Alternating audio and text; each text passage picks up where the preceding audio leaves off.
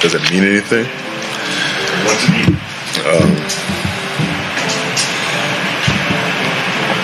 It means I'm blessed to, have a privilege to be on the field, and blessed to be with the teammates and the coaches that I have.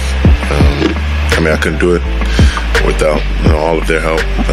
It takes four to rush. We always talk about four makes one, and those guys, whether it's containing and pushing them to me or vice versa, we've been rushing really well as a unit, and I think we're licking our chops for the pass, and they stuck with the run, and we really should have been focused on stopping the run to earn that right, and we didn't earn the right today. And the scene is a standard post-game media scrum, the air thick with the disappointment of another lost opportunity. Myles Garrett, the Cleveland Browns' transcendent defensive end, sits before a cluster of microphones. His physical dominance, a stark contrast to the quiet, measured tone of his voice. He has just terrorized another offensive line, inched closer to the hallowed single-season sack record. You guys had big expectations coming to this one. How it's disappointing the way it all played out and not being able to get this victory? Expectations always to win. Prepare as well as you can, practice hard as you can, and bank those things and hope that you come out and do what you practice all week, and we didn't do that. And yet, the team has fallen short. The questions come, as they always do, about the pursuit of history, about individual moves, about the stat line. But buried within his polite, team-first cliches and reflective pauses lies a breathtakingly honest autopsy of a franchise at a crossroads. This isn't just a player talking about a game. It is a manifesto delivered in fragments, a quiet alarm bell ringing in the heart of Cleveland's football identity. To understand where the Browns truly stand, one must listen not just to what Garrett says, but to the cavernous meaning in what he omits. Shadur had the hot hand. Why would you take him off? Yeah, it's a two-point play. Didn't come through on our first two-point play. Got to the second two-point play, we didn't come through. But that's on me. The careful emphasis he places on certain themes, and the stark contrast he paints between one side of the ball and the other. The surface-level narrative is undeniable and glittering. Myles Garrett is having a season for the ages. He is a force of nature, a blend of alien athleticism and refined technique, standing on the precipice of breaking a record that has defined defensive greatness for decades. Teammates scheme to help him get there. Opponents, including future Hall of Fame tackle Trent Williams, bestow upon him the ultimate compliment, calling him the best they've ever faced. Analysts scramble for new superlatives. For any individual, this is the pinnacle. Yet, Garrett's demeanor in discussing it is not one of triumphant glee, but of solemn responsibility. When asked about the record, his pivot is immediate in telling, "Winning matters most. I'd take 0 sacks in exchange for a victory." This is more than a platitude. It is the core code of a great player, trapped in a frustrating reality. His personal zenith is being reached amidst team failure, and that dissonance colors every word he speaks. He speaks of being blessed and having privilege, but the weight he carries is palpable. He talks about pressure, not the pressure of the record, but the pressure to win right now. He says the team should feel urgency, should expect to win. This is a profound statement. In successful organizations, that expectation is a foundation. That they had in place to kind of keep you from wrecking the game for them today. I was running the ball. Can't get a sack on a run play. Other than that, the chip, roll the pocket, the usual stuff. But, he was getting it out. One read, put it in there. So that's just, how they were treating things. And if they couldn't get it in one read, well, then they come back the next drive and continue running the ball. And they just kept their heads down and kept running away. And they made some big plays on the ground, and they stuck with it, especially with the lead. There was no need to really pass the ball with any kind of urgency. Not a desperate aspiration. The pressure he describes is the unique strain felt by talented groups who know they are underperforming, who can sense that the blueprint is flawed. It's the anxiety of wasted potential. Garrett, with his calm delivery, is essentially confessing that the locker room feels the weight of a ceiling imposed not by a lack of talent, but by something else. That something else begins to crystallize when he delves into the reasons for his own success. This is where his commentary transitions from subtext to a clear, if respectful, indictment. Asked if he's hit a new gear, Garrett's answer is revelatory. He hasn't changed gears at all. He asserts he's been playing at this dominant level for 4 or 5 years. The difference now? The coaching finally matches the talent, and his teammates are finally winning their matchups. Let that statement resonate. For years, Myles Garrett, a generational talent, operated in an environment he implicitly describes as suboptimal. He fought through double and triple teams without, in his view, the creative scheming, consistent support, or strategic system to maximize his otherworldly gifts. Now, under defensive coordinator Jim Schwartz, he has a scheme that moves him, protects him, and accentuates him. He praises the defensive staff for improving his technique and football IQ. He lauds the unity of the defensive line, the clean execution of stunts, the symbiotic relationship where 4 become 1. His praise for the defensive ecosystem is specific, enthusiastic, and full of gratitude. This glowing review of the defense becomes the silence that screams when one considers the other side of the ball. Throughout the entire session, Garrett never once volunteers praise for the offensive coaching staff. He never mentions head coach Kevin Stefansky's leadership in a broader team context. That's not who you are. Is a run defense? What went wrong there? All I know to tell you, it's just, I agree with him. It's not who we are. It's hard to tell you right now, what it was. If it was, one thing in particular, but it just wasn't us. He doesn't speak of complementary football, of the offense helping the defense. His world, as he describes it, is beautifully constructed and fiercely effective, but it is entirely confined to one side of the locker room. In the anatomy of a football team, such a stark dichotomy is not accidental. It is symptomatic. When the face of the franchise, a thoughtful and articulate leader, exclusively celebrates one unit and its coaches, he is quietly but unmistakably highlighting a failing enterprise elsewhere. The failing enterprise is the Browns' offense, and Garrett's comments, even when defending his offensive teammates, subtly underscore the problem.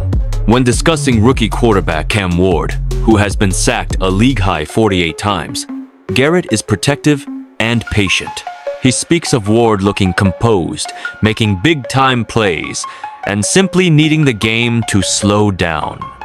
He frames his struggles as normal rookie growing pains, the natural path of development requiring reps and guidance. This perspective is fundamentally at odds with the public narrative often emanating from the head coach's office, where offensive failures can sound like issues of execution rather than systematic flaws. Garrett's view is one of nurturing potential within a challenging context. The unspoken question becomes, why is that context so challenging? What do you think of Shadur being able to lead you guys back, where if you get one of those 2-point conversions, who knows, we could be looking at overtime? I think he did well. I think he looked good. He came up big when we needed him to. And there's going to be some ups and downs for anyone, especially a rookie. But he went in there and he looked composed. He escaped out of some sacks, broke the pocket, made some big time plays, and just looking for him to continue to grow. Looking for that clock to speed up a little bit. But he looks more and more. The answer is woven into the fabric of the team's performance. The Browns' offense is not merely struggling, it is a root cause of defeat. It cannot protect its quarterback, sustain drives, or score consistently. It places an unsustainable burden on a defense that is playing at an elite level. Garrett, in discussing the recent loss, notes how the opponent stuck with the run, denying him pass rush opportunities, and that the Browns didn't earn the right to stop it. This is a defensive lineman's analysis, but it points to a broader truth. When the offense cannot score or control the game, opponents can adopt conservative, run-heavy game plans that neutralize the defense's greatest weapon, its pass rush. Even Garrett's historic pursuit is being undermined by the offense's inability to force opponents into obvious passing situations. his individual glory is being limited by the unit Stefansky is personally tasked with overseeing. This brings us to the central, painful contradiction of the Kevin Stefansky era.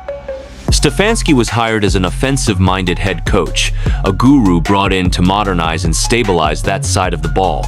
Yet, under his stewardship, the offense has been a carousel of quarterbacks, a leaking offensive line, and a perpetually stalled engine. The defense, overseen by a veteran coordinator given autonomy, has become a relentless, sophisticated, and unified force. Garrett's press conference is a live demonstration of this schism. He talks about studying NBA footwork, about the artistry of his craft, and how the defensive staff encourages and weaponizes that creativity. He describes a laboratory of innovation and growth. One is left to wonder, where is that laboratory on offense? Where is the creative scheming to protect a rookie quarterback? Where is the adjustment when the run game falters? The difference, as narrated by Garrett, is not of effort, but of efficacy.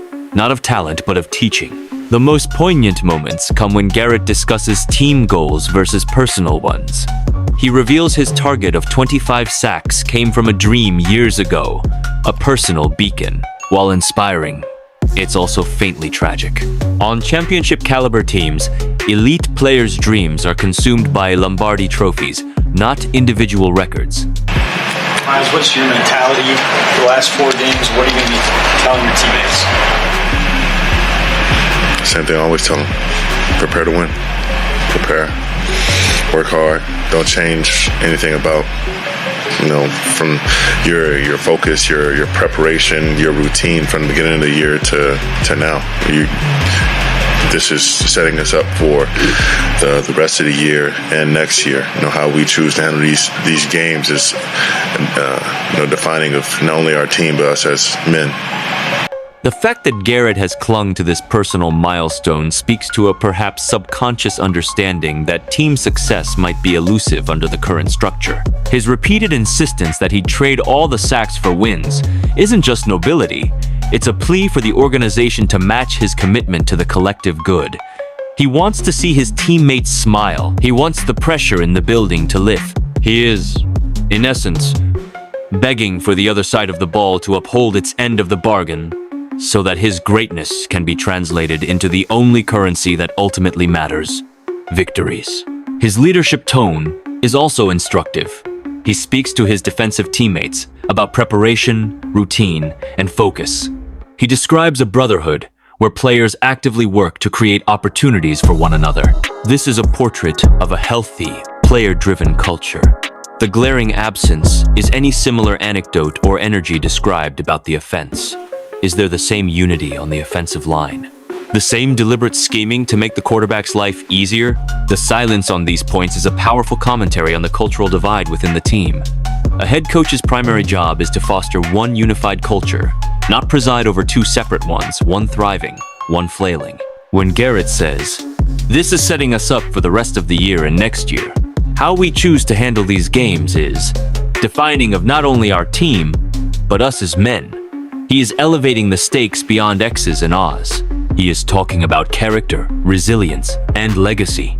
He is subtly challenging the entire organization, from the top down, to meet a standard. The subtext is clear. The current response, defensive excellence marred by offensive ineptitude, is not defining them as winners. In the end, Myles Garrett's press conference is a masterpiece of professional diplomacy, layered over a bedrock of hard truth. He never raises his voice, never names names in anger, never directly criticizes his head coach, but through his deliberate focus, his selective praise, his analysis of failures, and his yearning for team success, he paints an unmistakable picture. The picture is of a franchise with its wiring dangerously crossed, a defense that is brilliantly coached, cohesive, and historically dominant, and an offense that is poorly coached, disjointed, and a liability. The man responsible for the entire circuit is Kevin Stefansky. Garrett's calm narration of this reality is perhaps the most damning evidence of all. The frustration isn't boiling over into a headline-grabbing outburst. It has settled into a cold, accepted fact within the locker room. The best player, a thoughtful and committed leader, has essentially given up on the pretense that all is well. He is celebrating the half of the team that works and, through his silence on the other half, conducting its funeral. He is chasing history with one arm while the other is pinned behind his back by the systemic failures of the very leadership tasked with setting him free. The question for the Cleveland Browns is no longer about Myles Garrett's place in history that is secure. The question is whether they will waste the prime of a defensive legend, whether they will allow this era to be defined by spectacular individual achievement set against a backdrop of collective underachievement. Garrett has done his part, on the field and at the podium. He has spoken, clearly and eloquently, in the only way a true professional can. He has laid bare the dysfunction without burning the house down. The burden of response now falls on an ownership that must decide if it is listening to the quiet, devastating truth its superstar has just narrated. The record books will remember Garrett's sacks. History will judge the Browns on whether they heard his message.